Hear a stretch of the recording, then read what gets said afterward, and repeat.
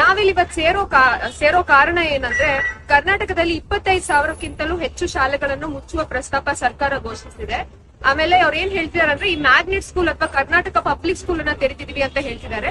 ಆದ್ರೆ ಪ್ರಾಬ್ಲಮ್ ಏನಂದ್ರೆ ಒಂದ್ ಪಂಚಾಯತಿಗೆ ಬರೀ ಒಂದೇ ಶಾಲೆ ತೆಗಿತಿದ್ದಾರೆ.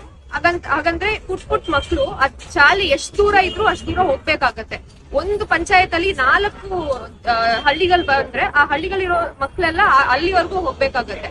ಮತ್ತೆ ಇದಕ್ಕೆ ಲೋನ್ ಬಂದು ಏಷ್ಯನ್ ಡೆವಲಪ್ಮೆಂಟ್ ಬ್ಯಾಂಕ್ ಇಂದ ಬರ್ತಿದೆ.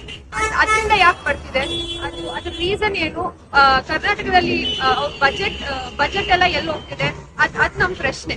ಆಮೇಲೆ ಇನ್ನೊಂದು ವಿಷಯ ಏನಂದ್ರೆ ಈ ವಿಲೀನ ಮಾಡ್ತಿದೀವಿ ಅಂತ ಹೇಳ್ತಿದ್ದಾರೆ.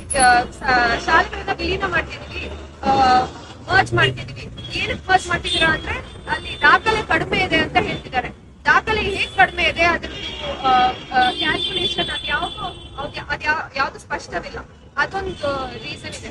ಮತ್ತೆ ಮಕ್ಕಳಿಗೆ ಈ ಶಾಲೆಗಳೆಲ್ಲ ಇಷ್ಟು ದೂರ ಇದ್ರೆ ಅವ್ರಿಗೆ ಅವ್ರ ಹಕ್ಕಿನ ಶಿಕ್ಷಣ ಪಡೆಯಲು ಕಷ್ಟ ಆಗ್ಬೋದು. ರೈಟ್ ಟು ಎಜುಕೇಶನ್ ಪ್ರಕಾರ 1ರಿಂದ 5ನೇ ತರಗತಿ ಮಕ್ಕಳಿಗೆ 1 ಕಿಲೋಮೀಟರ್ ಹತ್ತಿರದಲ್ಲಿ ಸರ್ಕಾರಿ ಶಾಲೆ ಇರ್ಬೇಕು. ಆದ್ರೆ ಇದು ನೇರ ವಿರೋಧವಾಗಿದೆ.